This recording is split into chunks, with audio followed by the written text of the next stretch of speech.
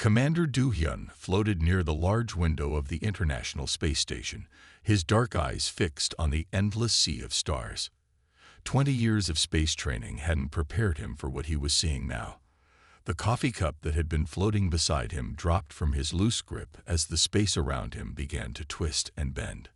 "Everyone, get to your stations," he called out, his voice steady despite his racing heart. "We have something big happening out there." The space in front of the ISS seemed to fold in on itself, like paper being crumpled by an invisible hand. Then, in a flash of blue light that made everyone shield their eyes, it happened. A ship appeared. Not a human ship. This was something else entirely. "Mission Control, are you seeing this?" Do-hyun asked, pressing his hand against his earpiece. The static that answered him made his stomach turn. Whatever this thing was, it was blocking their communications. The alien ship looked like it was made of crystal and light. It was huge, at least 10 times bigger than the ISS. Its surface sparkled like diamonds under Earth's sunlight, sending rainbow patterns dancing across the station's walls. Do-hyun had never seen anything so beautiful or so terrifying. "Dr. Hae-yoon needs to see this," he muttered, reaching for the station's camera system. Dr. Hae-yoon was Earth's leading scientist in extraterrestrial studies. Even though most people had laughed at her career choice, no one would be laughing now. Inside the crystal ship, things were equally tense, but for very different reasons. Chief Scientist Ralith stood before her view screen, her 4 eyes blinking in confusion. Her silver skin reflected the soft light of her ship's interior as she studied the readings before her. "This can't be right," she said, her translator converting her musical language into something her crew could understand. "Run the scans again. These beings, they're so ordinary." Her assistant, a younger member of her species named Telor, hurried to obey. "The scans are correct, Chief Scientist. The dominant species appears to have no natural defenses, no armor, no enhanced strength, no biological weapons. They're just soft." Ralith moved closer to the screen, her long fingers dancing over the controls. The images showed her more of the space station and its crew. "Look at them," she said, her voice filled with wonder and a hint of pity. "They need artificial environments just to survive in space. Their bodies can't even handle the vacuum. How did they manage to achieve spaceflight?" Back on Earth, alarms were going off in every major military and scientific installation.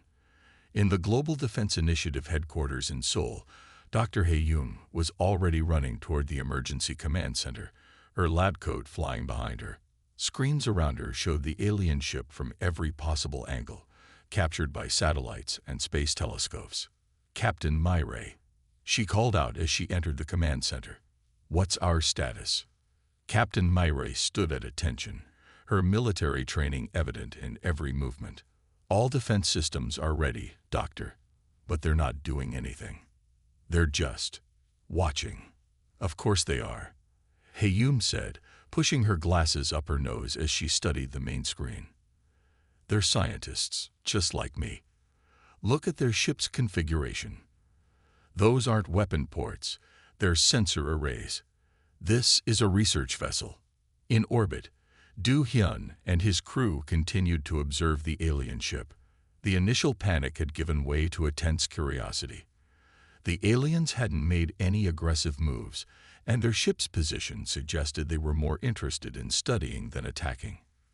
"Commander," one of his crew members called out, "we're picking up some kind of scanning beam. It's passing through the station." Do-hyun nodded. "Let them look. We have nothing to hide." He smiled a little, remembering what his old teacher had told him. Sometimes, the best defense is to be an interesting research subject. Inside the alien ship, Ralith's confusion was growing. "Their technology is primitive," she said, examining the scans of the ISS. "Look at how they've constructed their station. Physical connections, mechanical airlocks, chemical propulsion. It's like looking at a historical museum. Tell or move to another console. Chief Scientist, should we make contact?" The Council's protocols for discovering new species clearly state. I know the protocols, Raleth interrupted, but this is unusual. These humans, she tested the new word carefully. They've achieved space travel despite having no natural advantages. Their bodies are fragile, their technology is basic, and yet, here they are. The crew of the ISS watched as a soft green light began to pulse from the alien ship. Do-hyun recognized it as an attempt at communication. Years of training in first contact scenarios kicked in, and he moved to the station's main communication panel. This is Commander Do-hyun of the International Space Station, he said clearly, hoping their visitors had some way of understanding him. We welcome peaceful contact. In the GDI headquarters, Hae-yoon and Myrae watched the exchange on their monitors. They're using some kind of universal translator, Hae-yoon said, her fingers flying over her keyboard as she analyzed the signals. The mathematics behind it. It's beautiful.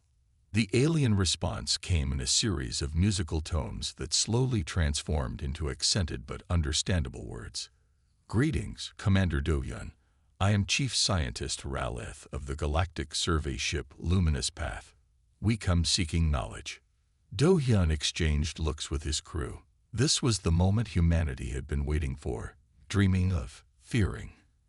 And it was happening during his watch. We are honored to share knowledge, he replied carefully. Though I should warn you, our communications with Earth are currently disrupted. Ah, yes. Raleth's voice carried a note of embarrassment, a side effect of our arrival method. It will clear shortly. We have been observing your world from a distance, but our initial findings are puzzling. Would you permit a more detailed scan of your station and its crew? Before Do-hyun could respond, Hae-yoon's voice crackled through his newly restored comm system. Commander, tell them yes. This is the chance of a lifetime. You have our permission, Do-hyun said, trying to keep his voice steady despite his excitement. Here he was, having humanity's first conversation with an alien species, and they wanted to study them. It was almost funny. The scanning beam returned, more focused this time. Do-hyun could feel a slight tingling sensation as it passed through him. On her ship, Raleth watched the results with growing bewilderment. Telor, she called to her assistant, are you seeing these biological readings? Their cellular structure, their respiratory system. It's unlike anything in our database. Perhaps our equipment is malfunctioning, Telor suggested, but even he didn't sound convinced. These readings suggest they're constantly processing. Don't say it yet, Raleth cut him off. We need to be absolutely certain before we report this to the Council. Begin atmospheric analysis of their planet. Full spectrum. Do-hyun couldn't help but notice that the aliens seemed agitated about something. Their beautiful ship had started emitting different colors, and the scanning beams were becoming more frequent. Dr. Hae-yoon, he called down to Earth. Are you seeing this? Every bit of it, Hae-yoon replied, her voice tense with excitement. Commander, I think they're about to discover what makes Earth special. In her command center, Captain Myrae was mobilizing her forces, not out of aggression but preparation. All stations, maintain alert status, but do not make any aggressive moves. We're about to find out if we're as unusual as Dr. Hae-yoon has always claimed we are. The alien's next transmission came with a different tone, one that seemed almost shocked. Commander Do-hyun, Raleth's voice was carefully controlled. We would like to invite you aboard our vessel. There are matters we need to discuss. Do-hyun looked at the giant crystalline ship, then back at his crew. This wasn't in any first contact protocol he'd ever studied. But then again, none of those protocols had ever dealt with real aliens. Mission control, he asked, seeking guidance. Hae-yoon's voice came back immediately. Accept the invitation, Commander. But remember, you represent all of humanity now. Every step you take on that ship will be a step into history. Do-hyun took a deep breath. Chief Scientist Raleth, I would be honored to accept your invitation. However, I must insist on maintaining contact with my superiors on Earth.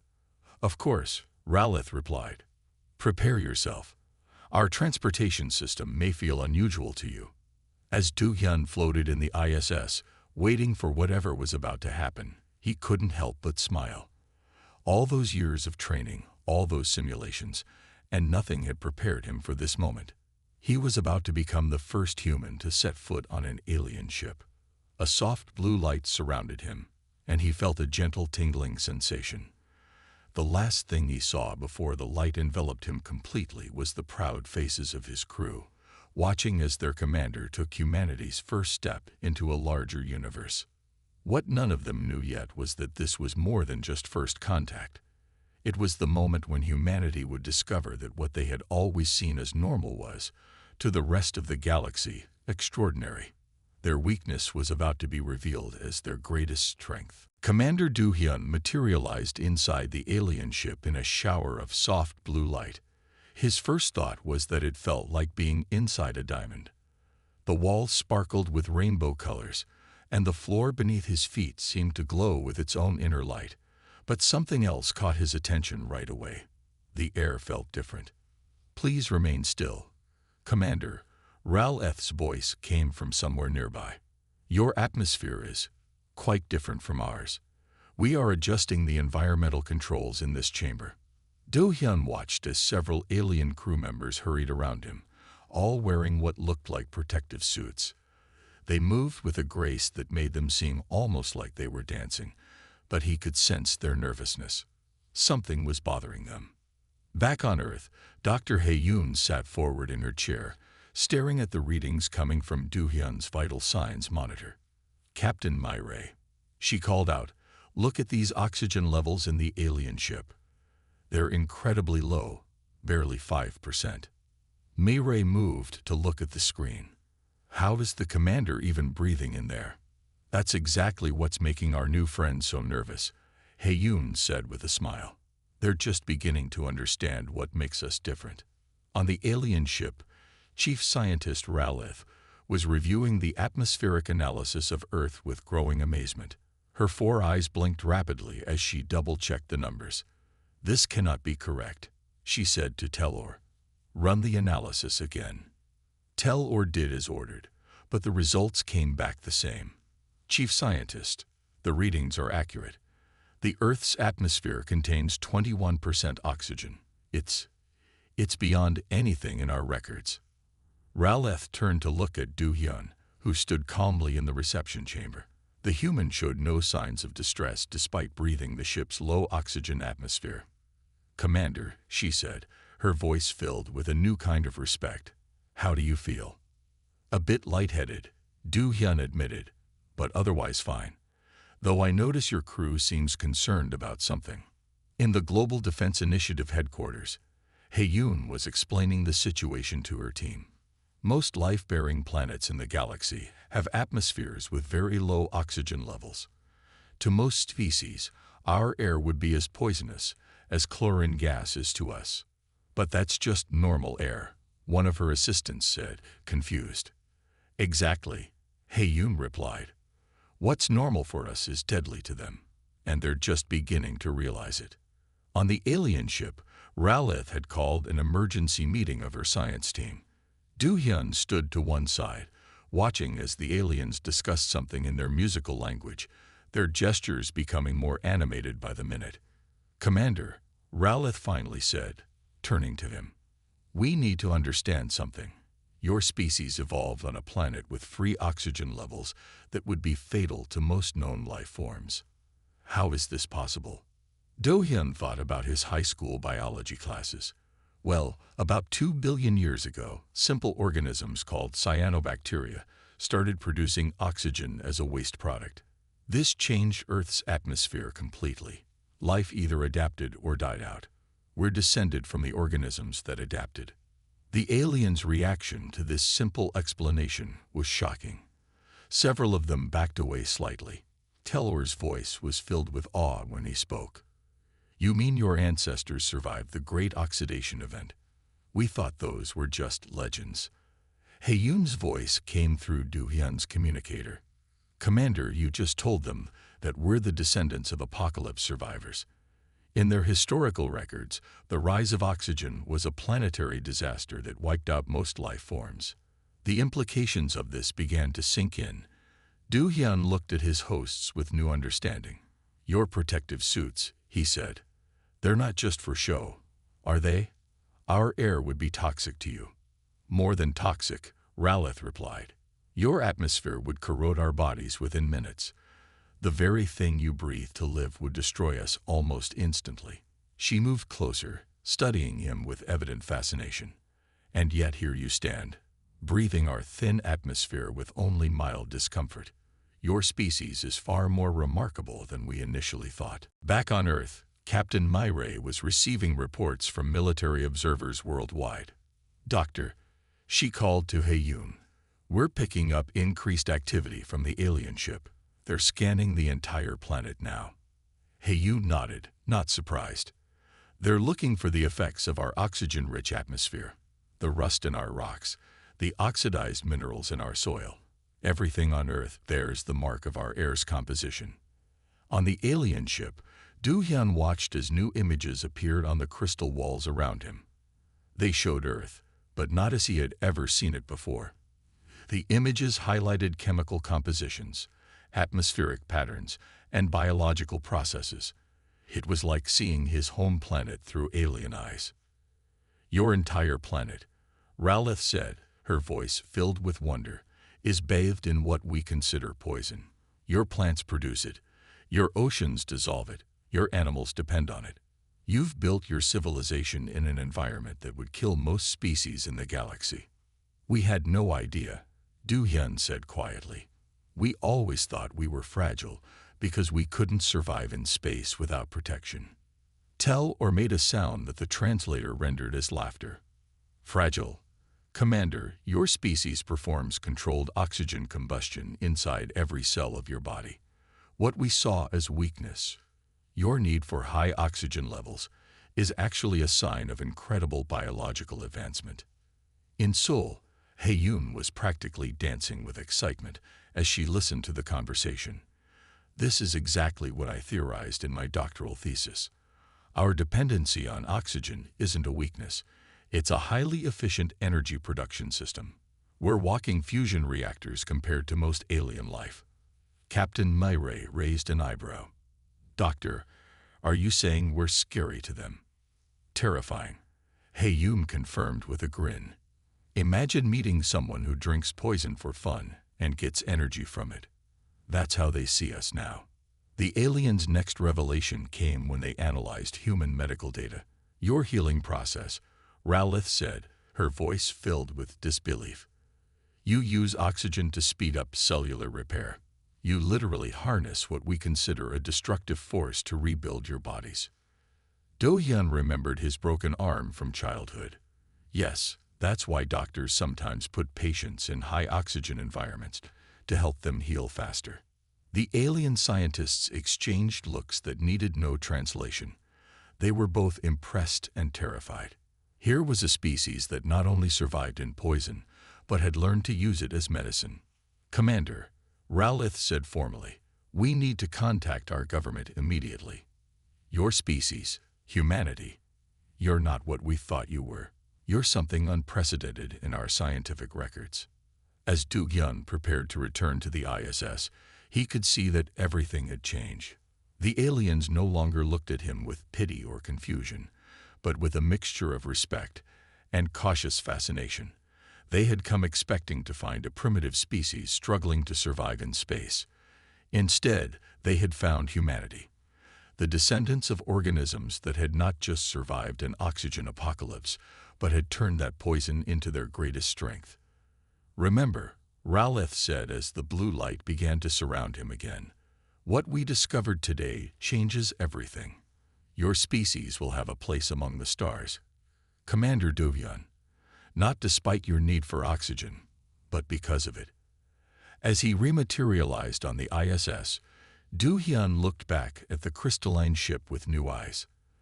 They had taken humanity's greatest perceived weakness and shown it to be their greatest strength. And this was only the beginning. In her command center, Heyun was already preparing for what would come next. "Captain Myray," she said, "I think we're going to need a bigger laboratory. Our first alien-human joint research project is about to begin." Myray nodded, a slight smile on her face. And to think, all this happened because they decided to check our atmosphere. Sometimes the air we breathe really can change everything. News of Earth's unusual atmosphere spread quickly through the galaxy. Within days, more alien ships arrived in Earth's orbit. They kept their distance, but their presence turned the night sky into a light show of crystalline vessels, catching and reflecting sunlight. In the main conference room of the Global Defense Initiative, Dr. Heyun stood before a group of world leaders. Behind her, a large screen showed images of the alien ships in orbit.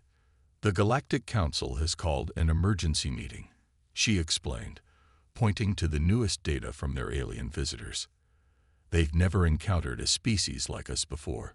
We're what they call oxygen processors, living beings that can use high levels of oxygen to our advantage." Captain Myray, standing at attention near the door, watched as the room full of leaders tried to understand what this meant for humanity. One of them raised a hand.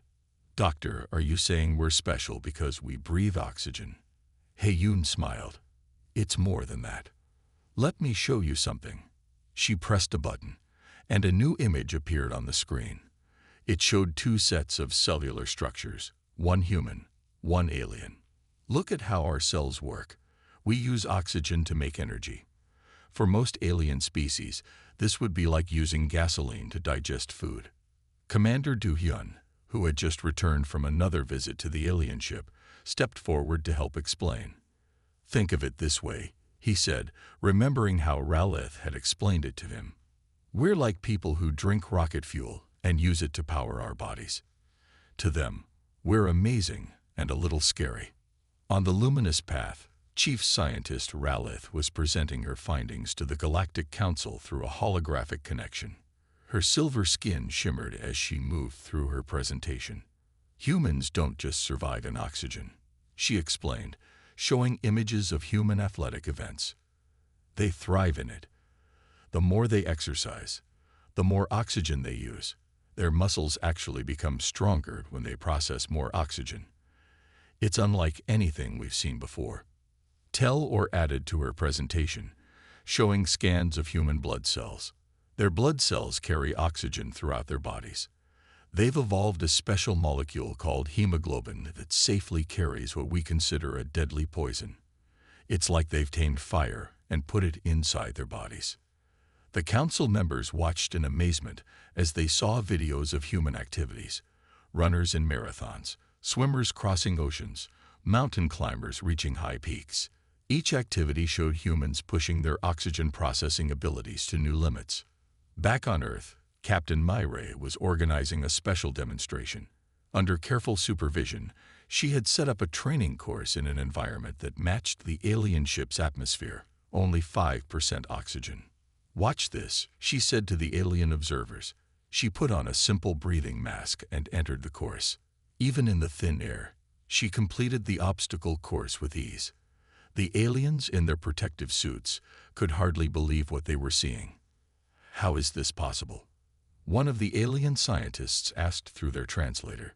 "You're functioning in what we consider emergency survival conditions." Heyun explained, "Our bodies are very good at using oxygen. When there's less of it, we just use it more efficiently. We've evolved to be adaptable." In orbit, Du-hyun was giving Ralith and her team a tour of the International Space Station. The aliens wore their protective suits, carefully staying away from any oxygen-rich areas. "Your species built this in what we would consider a corrosive environment," Ralith said, studying the station's construction. "The materials you use must be incredibly durable to withstand constant oxygen exposure." Du-hyun hadn't thought about it that way before. "We had to learn how to protect things from rust and oxidation," he explained. "It's just been a normal part of our engineering challenges." The revelation of humanity's unique abilities was changing how the galaxy saw Earth. What they had first dismissed as a primitive world was now being recognized as something extraordinary. a planet of beings who had mastered living in conditions that would kill most other species. In her lab, Heyun received an unexpected message from the Galactic Council. They wanted to start a joint research project.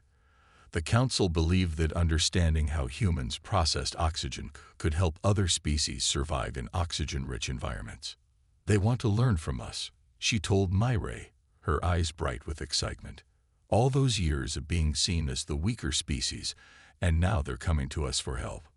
Myray nodded, remembering the looks on the aliens' faces when they watched her training demonstration. "We're not weak," she said. "We're just different. And sometimes different is exactly what's needed." The next few days were filled with more revelations. The aliens discovered that human children could run for hours, their bodies efficiently processing oxygen in ways that seemed impossible to other species. They learned that humans could hold their breath underwater, their bodies carefully managing oxygen reserves. Even human healing abilities, powered by their oxygen processing cells, amazed the alien scientists. In a special meeting with the Galactic Council, Do-hyun demonstrated another unique human ability. He removed his breathing mask in the low oxygen chamber and spoke clearly. "We can adapt. Give us time, and we can learn to live almost anywhere." The council members watched in astonishment as his body automatically adjusted to the thin atmosphere. His oxygen processing cells worked harder, making the most of every available oxygen molecule. "This changes everything," Rowlith announced to the council. "The humans aren't just surviving in their oxygen-rich world. They've mastered it. They've turned what we see as a deadly poison into their greatest strength." On Earth, people were beginning to understand their new place in the galaxy. They weren't the primitive species many had feared they would be seen as. Instead, they were the tough ones, the survivors, the ones who could thrive in conditions that others found deadly. Heyun summed it up best in her report to the world's leaders. "We've always looked to the stars and felt small. We saw our need for oxygen as a limitation, something that kept us bound to Earth. But now we know the truth. We're not limited. We're specialized. Evolution gave us something remarkable: the ability to use oxygen as a tool rather than fear it as a poison." As the sun set over Seoul, Myray stood with Heyun and Do-hyun, watching the alien ships glitter in the darkening sky. "What happens next?" she asked. Do-hyun smiled, thinking of all the possibilities ahead. "Now we show them what else we can do. This is just the beginning. We've got a whole galaxy to explore, and it turns out we're better equipped for it than anyone thought." Heyun nodded, already making plans for the joint research project. "And just think, all of this happened because they decided to check our atmosphere.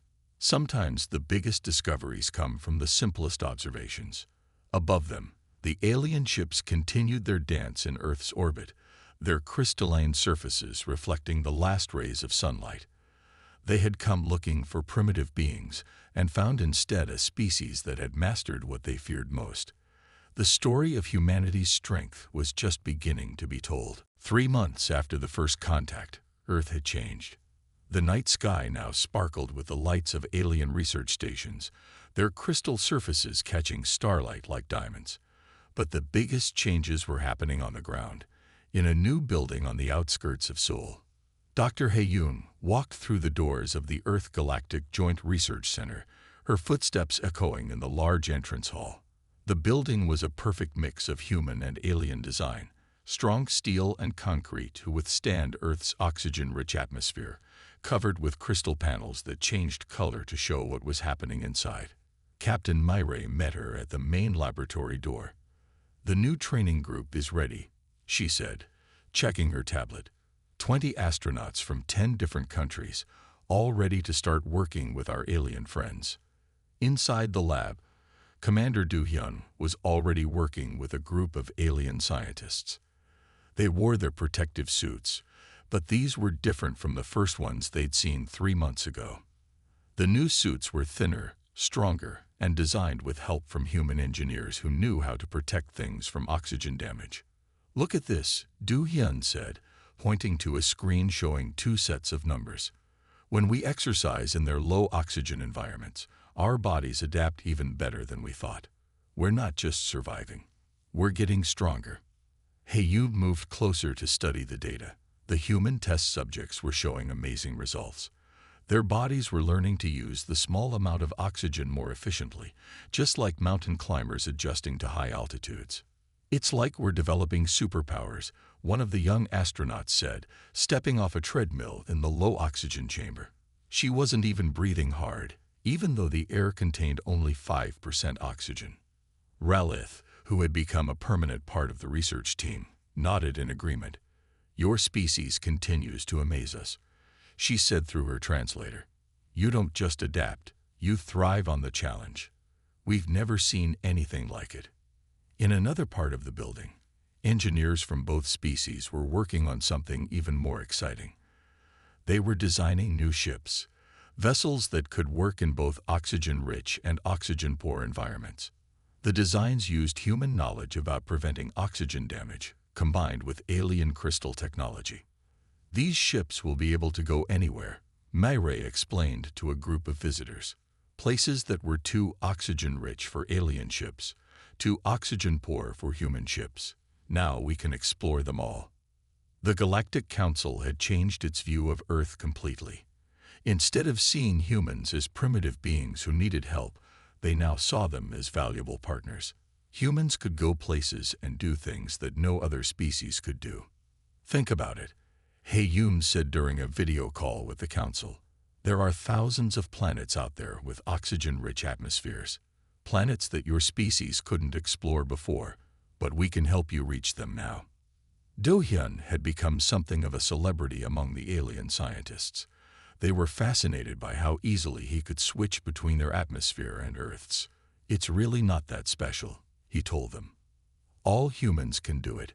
We're built to adjust to different oxygen levels. But it was special, and everyone knew it. The aliens had discovered that humans had another amazing ability. They could teach their bodies to need less oxygen. Through training, humans could work in environments that should have been impossible for oxygen-breathing creatures. It's like having the best of both worlds, Myray explained to a new group of alien visitors. We can live in high-oxygen environments that would kill you, but we can also adapt to your low-oxygen worlds. We're bridges between two different kinds of life. The research center was just the beginning. All around Earth, new projects were starting. Alien scientists worked with human doctors to understand how oxygen helped humans heal. Human engineers helped alien builders make their ships stronger against oxygen damage. Both species were learning from each other. Remember when they thought we were weak?